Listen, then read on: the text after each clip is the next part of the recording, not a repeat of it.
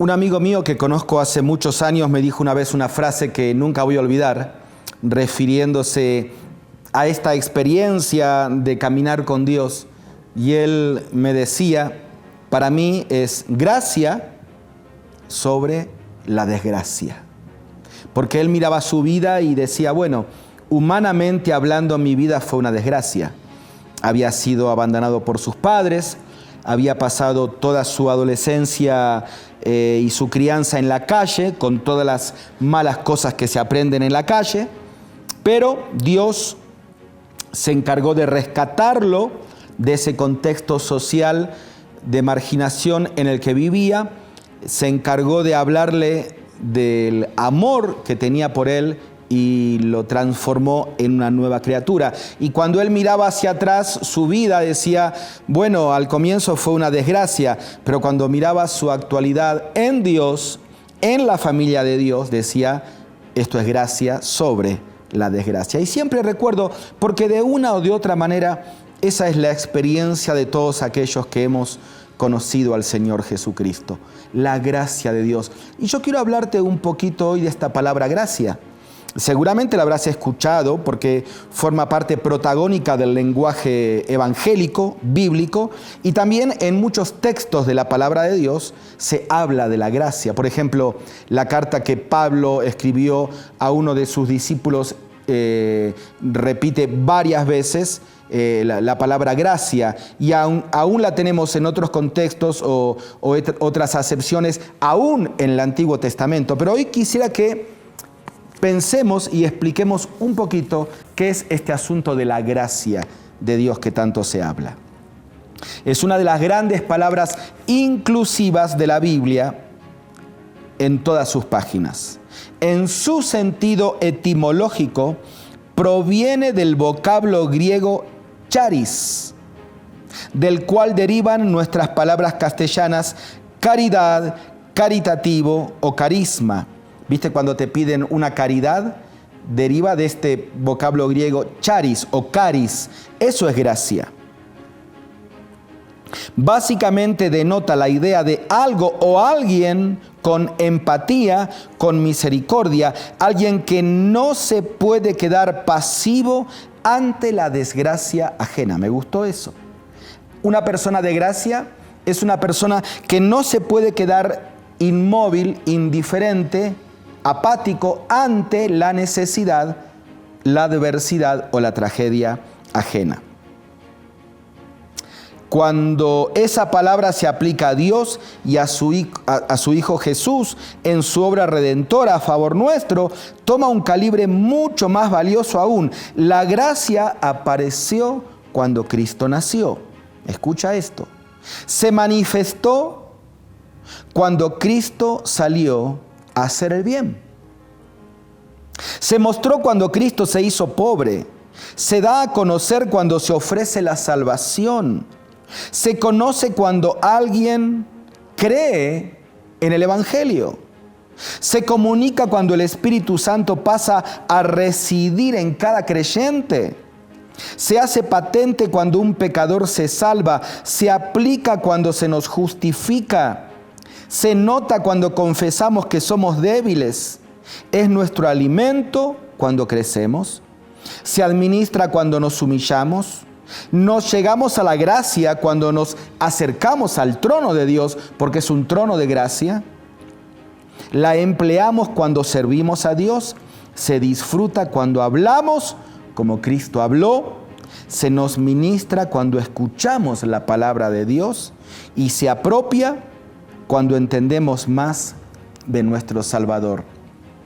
O sea que la gracia es el idioma del cielo. La gracia de alguna manera envuelve toda nuestra experiencia con Dios. Como para entender un poco más este concepto, te invito a considerarlo desde su lado negativo. A veces mirar lo que no es una cosa nos sirve para entender lo que sí es. Porque existen hoy en día personas carentes de gracia y por ende carentes de mostrar gracia en sus acciones, ya que no se puede dar lo que no se tiene. Claro, muchas personas en sus relaciones interpersonales les cuesta condolerse ante la necesidad ajena. Les cuesta mostrar gracia. Les cuesta mostrar amor. Les cuesta mostrar cariño, afecto. Probablemente porque ellos no lo han recibido. Y porque las personas que deberían habérselo mostrado a ellas no lo hicieron. Y no se puede dar lo que no tengo. Ahora, ojo, esto no es excusa. No quiero que si tú estás escuchando digas, bueno, ¿ves? Por eso, Pablo, no me pidas entonces a mí que a mí se me mueva un pelo por la necesidad ajena, porque a mí nadie me tiró una mano nunca. Entonces, yo no sé cómo, no me nace y no puedo ayudar a los demás. No, eso no es excusa. Porque dice el Evangelio según San Juan, capítulo 1, versículo 16, y de su gracia todos podemos recibir gracia sobre gracia. De su plenitud, todos podemos recibir gracia sobre gracia. Así que no hay excusas para no estar lleno de la gracia de Dios. Te leo un poquito más lo que anoté a continuación. Entonces aparece el desgaste en las relaciones interpersonales. Cuando yo no doy porque no tengo, porque digo que no tengo, las relaciones interpersonales se desgastan. Porque toda relación, ya sea conyugal o de amigos, de compañeros de trabajo, que no esté basado en un código de gracia, tarde o temprano va a fracturarse, va a romperse. Porque si no está basado en la gracia, ¿en qué está basado? En el egoísmo. Y una relación interpersonal basada en el egoísmo no tiene otro final que la ruptura en las relaciones. ¿Entendés? Respuestas ácidas que corroen matrimonios, abuso psicológico, maltrato verbal, palabras que golpean en lugar de construir y que hieren en lugar de sanar. Ese es nuestro mundo, el tuyo, el mío, el de todos. Andamos despacio, como en un campo minado, por miedo a ser lastimados en la siguiente o en la próxima explosión. No sabemos en qué momento nos vamos a encontrar metidos en otra explosión de ira verbal de algún prójimo y salir lastimados por esa explosión. Entonces andamos despacio, con desconfianza, no abrimos nuestro corazón a nadie, desconfiamos de todo. Es que salimos a la calle cada nuevo día cargando dinamita en nuestras mochilas. Así estamos porque así somos. Si dejáramos, si permitiéramos que Dios, el Dios de toda gracia, nos llene de su amor, seríamos personas bendecidas y capaces de bendecir a otros. Y lo más interesante es que los primeros beneficiados seremos nosotros mismos. Así que yo sé y tú lo sabes también, que vivimos en un mundo, como dijimos recién, donde puede haber una explosión en cada paso. Pero eso no es excusa para cortar nuestra vida de relación, nuestra vida de convivencia, para desconfiar de todos. Tenemos que animarnos a entrar en este pacto de gracia, primero con Dios, de conocer un Dios de gracia, de recibir su gracia. Y entonces sí, salimos a la calle cada día con nuestras mochilas cargadas de gracia y no de desgracia, de su amor y no de dinamita, y podemos bendecir a otros. Y como te dije recién, y te lo vuelvo a repetir, el primer bendecido serás tú. Cuando uno trata a las personas con gracia, quizás no en ese momento, es una siembra, va a traer su cosecha en algún momento, pero en el futuro, tal vez no muy lejano, vayas a empezar a cosechar y a recibir también tú un trato de gracia hacia ti. Haz la prueba. Vence con el bien el mal. Haz la prueba. Empieza a amar a los que te maldicen, a los que te persiguen, a los que te ignoran. Y vas a ver cómo poco a poco vas a empezar a cosechar tú también gracia.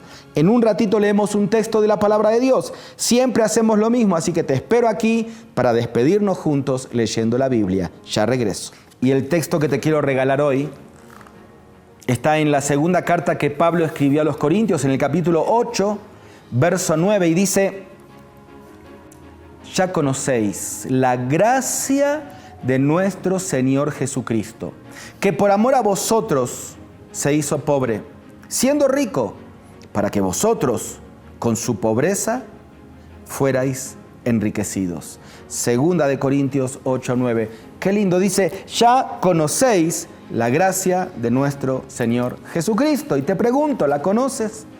¿La conoces? ¿La conoces? Porque de ahí parte toda la bendición en nuestras relaciones interpersonales.